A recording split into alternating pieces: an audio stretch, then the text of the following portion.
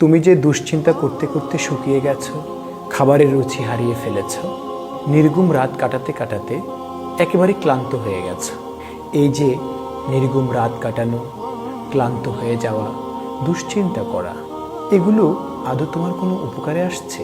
এগুলো আসলে তোমার কোনো উপকারে আসছে না, বরং দুশ্চিন্তা করতে করতে তুমি তোমার মধ্যে মানসিক চাপকে বৃদ্ধি করছো, চলার পথের সাহসকে দুর্বল করছো, বেঁচে থাকার স্বপ্নকে তুমি ধূসর করে ফেলছো।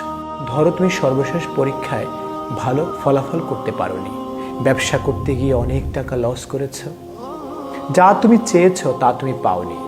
না পাওয়া, ব্যবসায় লস করা, পরীক্ষায় ভালো ফলাফল না করা, এগুলো এখন তুমি মাথায় নিচ্ছ, টেনশন করছো, নিজেকে শেষ করে দিচ্ছ। ভালো ফলাফল না করা, ব্যবসায় লস করা, যা চেয়েছো তা না পাওয়া, এখন এগুলো তুমি মাথায় নিচ্ছ আর নিজের মধ্যে মানসিক চাপ বৃদ্ধি করছো, নিজেকে শেষ করে দিচ্ছ। আসলে আমরা চাইলে আমাদের অতীতকে পরিবর্তন করতে পারি না।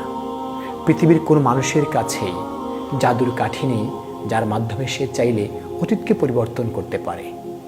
কিন্তু তুমি চাইলে বর্তমানকে পুঁজি করে ভবিষ্যৎকে আলোকিত করতে পারো। আমরা কেউই আমাদের অতীতকে পরিবর্তন করতে পারবো না। মনে রাখবে, যা হওয়ার তা তো হয়েই গেছে।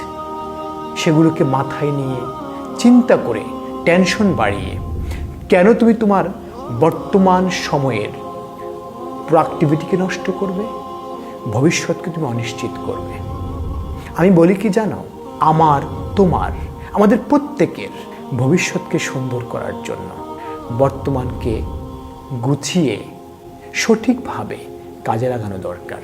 তাই তোমার কাছে, আমার কাছে, আমাদের প্রত্যেকের কাছে আজকে, বর্তমান, এই মুহূর্ত, এই শব্দগুলো অত্যন্ত গুরুত্বপূর্ণ।